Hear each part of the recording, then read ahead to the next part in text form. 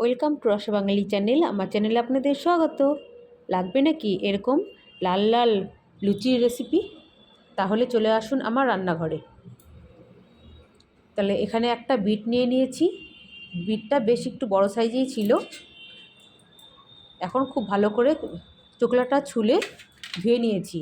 এখন আমি এই গ্রেটার দিয়ে গ্রেট করে নিচ্ছি। তো খুব ভালো করে গ্রেট করে নিচ্ছি, ঠিক এরকম করে। এখন আমি পুরো বিটটাই গ্রেট করে নিব। প্রথমে পুরো বিটটা গ্রেট করে নিলাম, নিয়ে এই বিটটা এখন মিক্সিতে দিয়ে খুব ভালো একটা পেস্ট তৈরি করব, তাতে করে আমার বিটের থেকে রসটা বের করতে সুবিধা হবে। আপনারা চাইলে ওই বিটের যে গ্রেট মিক্সিতে দেওয়ার পরে যে পেস্ট হবে সেই পেস্টটা পুরোটা দিয়েই করতে পারেন, বা সেখান থেকে রস বের করেও নিয়েও করতে পারেন। তো আমি একটা নিয়ে নিলাম মিক্সি বাটি। এখন পুরো বিটটাই দিয়ে দিচ্ছি এর ভিতরে। প্রথমে আমি শুধু এটাকেই মিক্সি ঘুরিয়ে নিয়ে আসি। যদি মনে হয় যে জল লাগবে একটু, তাহলে পরে দেব। তো মিক্সিটা একটু ঘুরিয়ে আনলাম, দেখুন খুব সুন্দর পেস্ট হয়ে গেছে। এখন আমি একটা নেটের সাহায্যে এটা একটু রসটা বের করে নেওয়ার চেষ্টা করছি। তো এখান থেকে কতটা রস বের হয় দেখব। যদি মনে হয় তাহলে অল্প জল দেব। তো এখান থেকে বেশ অনেকটাই মনে হচ্ছে রস বেরোবে, অনেকটাই রস বেরিয়েছে।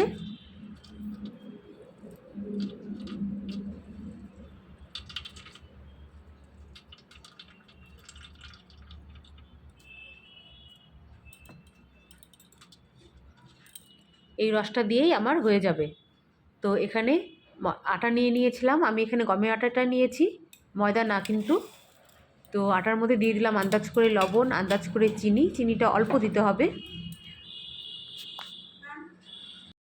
দিয়ে দিব এখানে কিছুটা তিল, এখানে টেবিল চামচের 1 চামচ তিল আছে। দিয়ে দিলাম কিছুটা কেটে রাখা ধনেপাতা, সম্পূর্ণ ধনেপাতা দিয়ে দিব। এখন আমি খুব ভালো করে শুকনো উপকরণগুলো আগে মেখে নিচ্ছি, মানে মিশিয়ে নিচ্ছি। এখন আমি এই বিটের রসটা দিয়ে অল্প অল্প করে রসটা মিলিয়ে এই আটাটা মেখে নিব।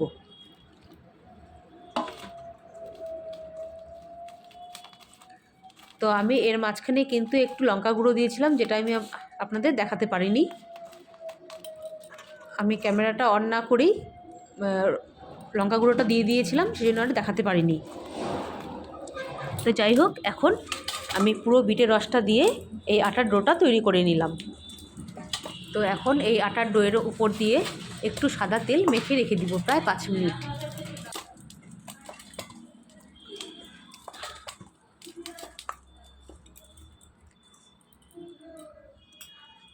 এখন একটু হাতে সাদা তেল নিয়ে ওপর দিয়ে একটু মেখে দিলাম।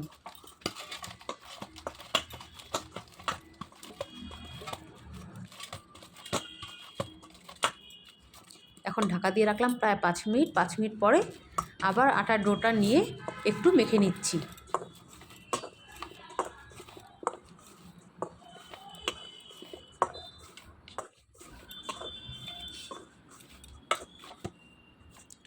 তো খুব ভালো করে মেখে নেওয়া হয়ে গেছে। এখন ছোটো ছোটো করে লেচি কেটে নিচ্ছি, একদম ছোটো ছোটো করে লেচি কাটবো। আপনারা চাইলে বড় করেও করতে পারেন, কিন্তু আমি ছোটো ছোটো করেই করব। এখন কয়েকটা আমি লুচি ভেজে নিয়েছি, আর বাকিগুলো ভেজে দেখাচ্ছি। একটু তেল দিয়ে বেলতে হবে।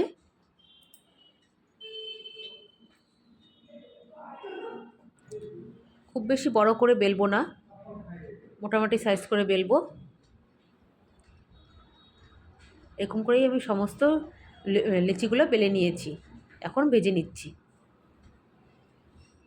তেল খুব ভালো করে গরম হয়ে গেছে।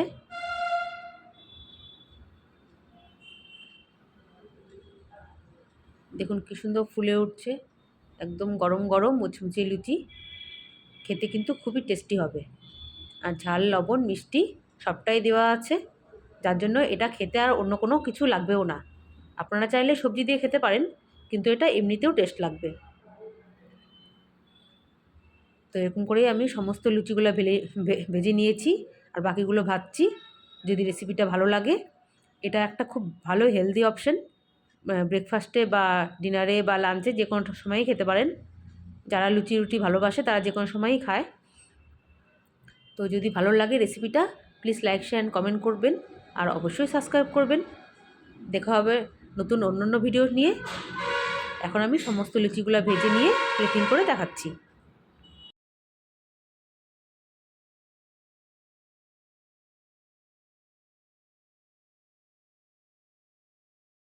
কত সুন্দর হয়েছে সমস্ত লুচিগুলো, লাল টুকটুকে, না কোনো কালার দেওয়া না কোনো কিছু। খুব সুন্দর, বিটের রঙটাই খুব সুন্দরভাবে দেখা যাচ্ছে আর তিলগুলো দেওয়ার জন্য দেখতেও কিন্তু খুব ভালো লাগছে। তো ভালো লাগলে প্লিজ লাইক করবেন।